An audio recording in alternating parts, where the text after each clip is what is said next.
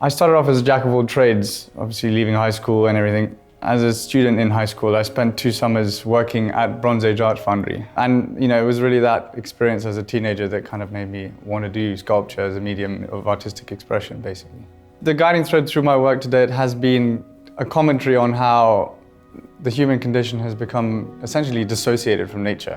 And a lot of us, we're constantly on our phones, we spend a lot of time watching TV indoors, and the most important thing is that a lot of the younger generation, that's their focus. They don't enjoy going out anymore or like camping, all of that, because it's much easier for them to just sit on their phones all day. And I'm also guilty of it myself, which is something that I reflect on often. So my work is kind of a direct commentary on how, I'm trying to get people to take a closer look at our roots, basically. And that's why you see the use of coral, and not only coral, but other textures and forms and shapes that I see in nature.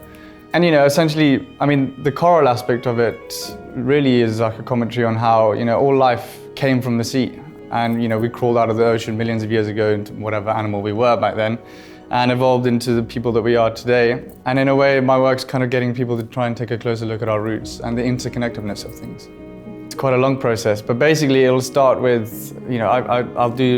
start with the metal armature, which is basically the skeletal form of that I want to make. And that's quite a challenging process because you have to imagine what the sculpture is going to look like at the end and bend all of the wires into the shape that you want before you get started. I'll basically focus on the anatomy and the pose of the figure first. And then once all of that's done, I've done the hands, the feet and everything. I then start the fun part, which is the abstractions. A lot of artists will sketch them out. For me, my voice has always been much stronger sculpturally.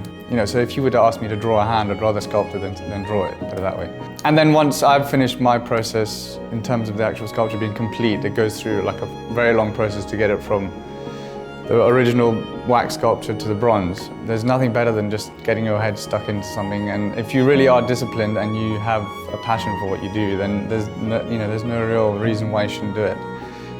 For me, there was a big deterrent, which was the fact that I went to university and I decided not to complete it because it was something that actually I found killed my creative process. But there will be a period of time that it's not very easy in the beginning, and you just have to, trial and error, and you will fail, and you've got to take each failure as it comes and turn it around into a success.